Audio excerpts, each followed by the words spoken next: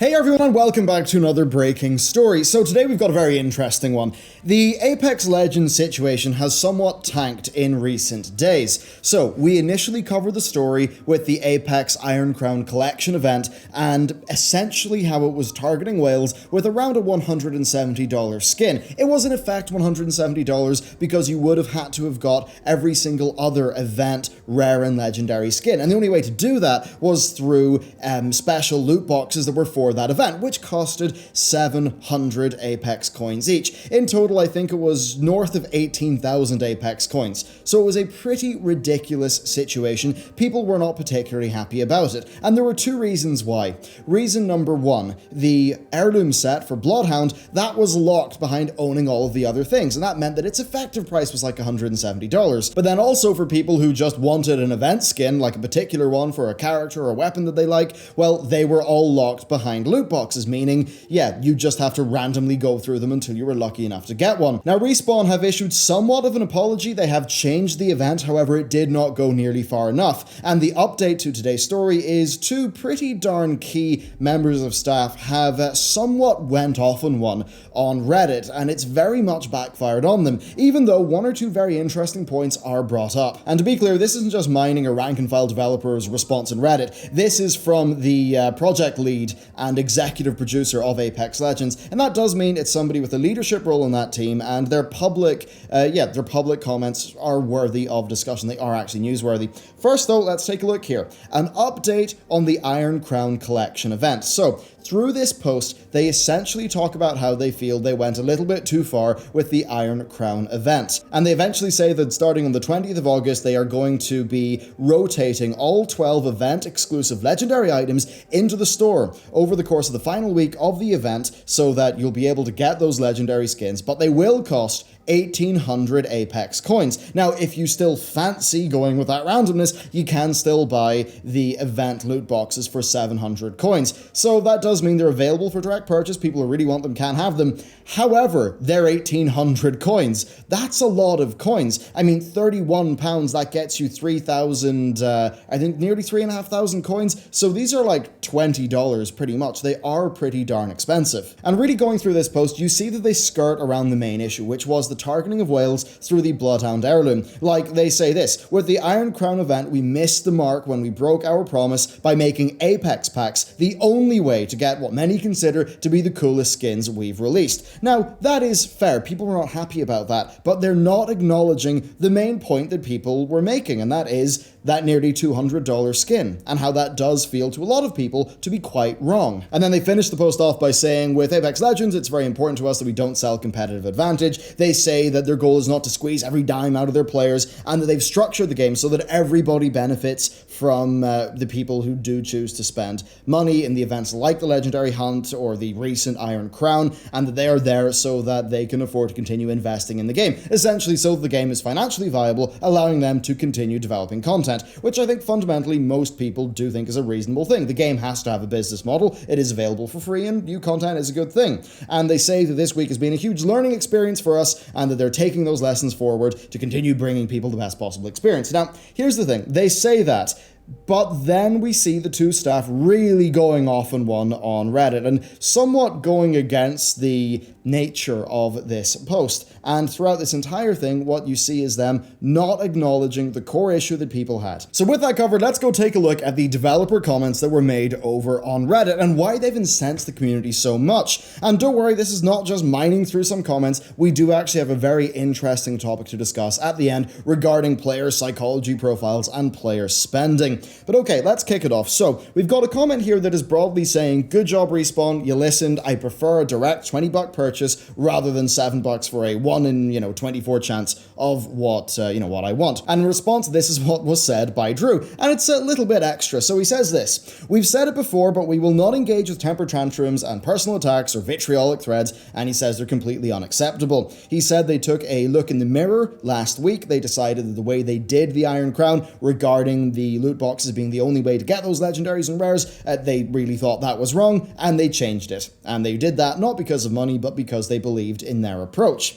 And then he goes on to say this: "I've been in the industry long enough to remember when players weren't complete asshats to developers, and it was pretty neat. I forged a bunch of long-lasting relationships from back then. It would be awesome if we could get back there and not engaging with toxic people or asking how high when a mob screams jump is hopefully a start."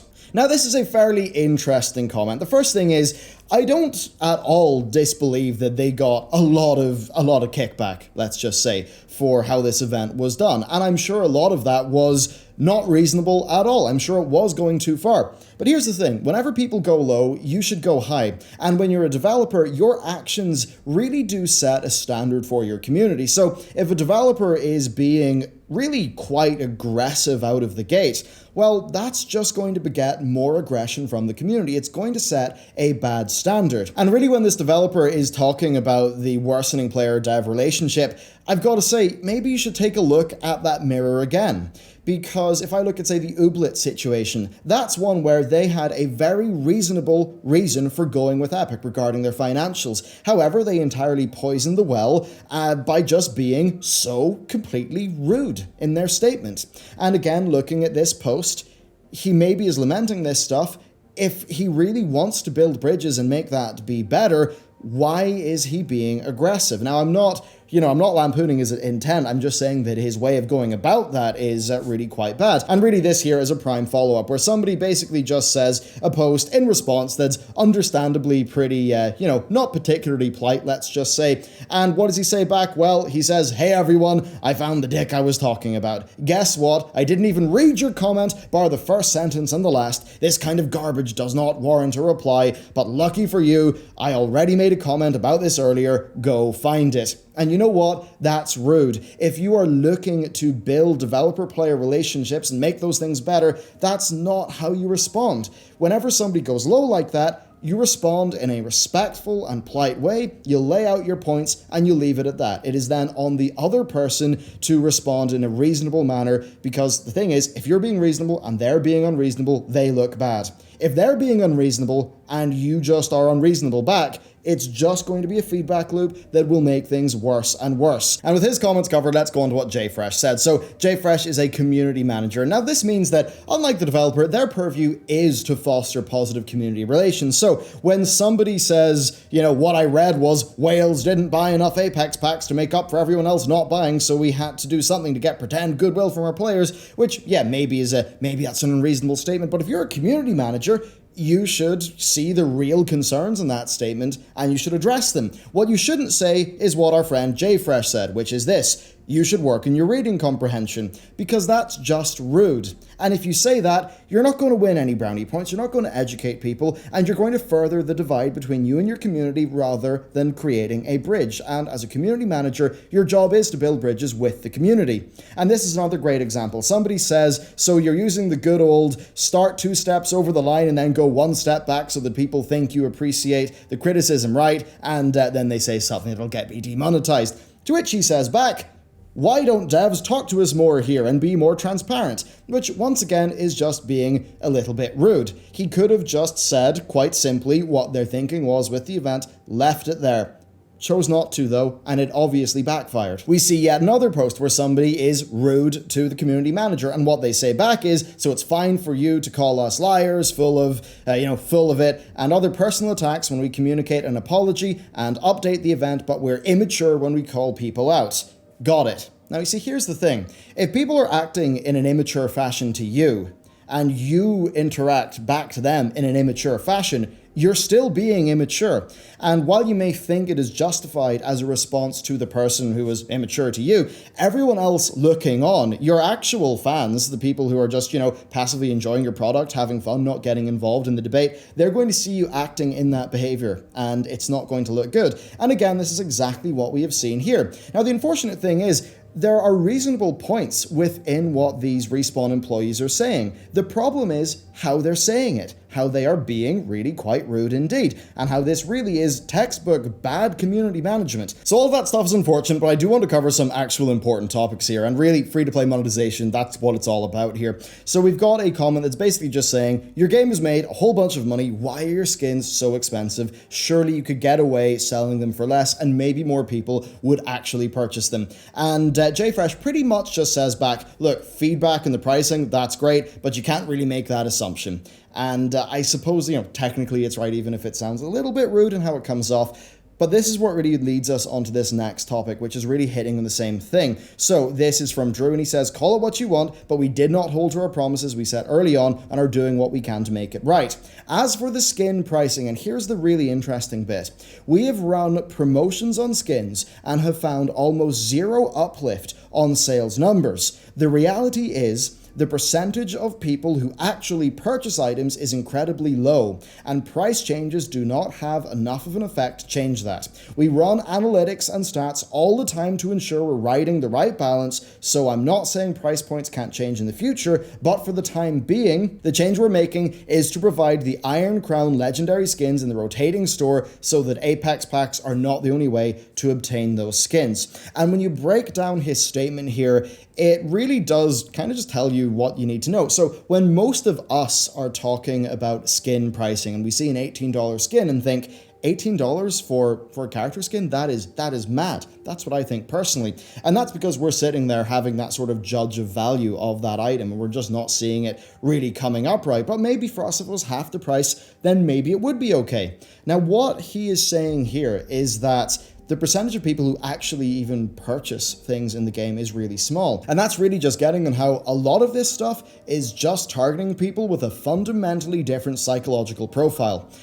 It's totally possible that there is something a bit exploitative in nature there. I find it very hard to believe that it is sort of morally tenable to be selling somebody a $170 Bloodhound heirloom set, as an example. But I think that's kind of the point here. Yeah, they could make those skins cost $5, but from crunching the numbers, whenever they do those promotions, they don't actually get that many more sales. So instead, it's better to just target the percentage of people who currently do purchase those items, and instead, to have them be expensive. Now, what really makes me kind of sad about this is there are some games that have been able to make players want to pay. To actually make people want to support the developer. Warframe is a great example of that. What Digital Extremes have been able to do is quite impressive. Another really good example of that is Path of Exile. They're both games where players seemingly feel like they're getting a lot of great content and they feel good about making those purchases. And I think when you're seeing the developers act in this manner, that's not going to make a player feel good about supporting the company. It really does feel just like more of the traditional, let's go put the harpoon in the launcher and go whaling kind of free-to-play model that a lot of people, myself included, really don't like that much. And then on that topic, there's later on a comment about the nature of viability, where he's essentially just says that, they could earn less money, but still have the game be ticking over. But at that point, the opportunity cost to the company of having all of those developers working on that game doesn't really make sense, because they could be making another game that would be more profitable. And really, that is the kind of decision making that you're going to be dealing with when you are a really large company like this. As I said earlier in the Anthem video that we did, it's that opportunity cost. So let's just take No Man's Sky. When they had that massive bank account after the game launched, well, they were just, 20 odd people, and they could just decide whatever they wanted to do. Whereas in this case, they don't really have that freedom, because the upper management is always going to be thinking, this game is doing okay, but we can make a lot more money with those 120 developers if we move them over here. A little bit like how you saw Blizzard with Heroes of the Storm, where probably, Heroes of the Storm, it's not that big, it's taking over, it's a really good game, but we just don't have a massive amount of players, we're not getting a massive amount of money. We could put those developers over here into this project. And that's the kind of thing that in the AAA world will lead to, more and more projects being cancelled, even if they are, just taking over on the financials. So there you go. I think we've covered a few different topics in today's video. Number one, how they really missed the mark in not addressing the Bloodhound Number one in how they just did not address the Bloodhound heirloom set controversy and how, yeah, it still is a pretty bad situation. Number two, in the things they did change. Number three, the nature of developer and player communications. And then number four, a lot of just the implicit parts of the free-to-play model as done in this manner. I'd be very interested to see if it is possible to, well, revitalize free-to-play in the future and change that model, move away from the whale model, and see if there is a way to make a game financially viable when it is just small purchases from all the players, instead of just, really focusing on the people who are going to be dropping $500 on loot boxes or something along those lines. Let me know what you think about the topics we've talked about today. What do you think Respawn have done right? What do you think they've done wrong? Let me know down below. Thank you very much for watching today's video, and I will see you next time.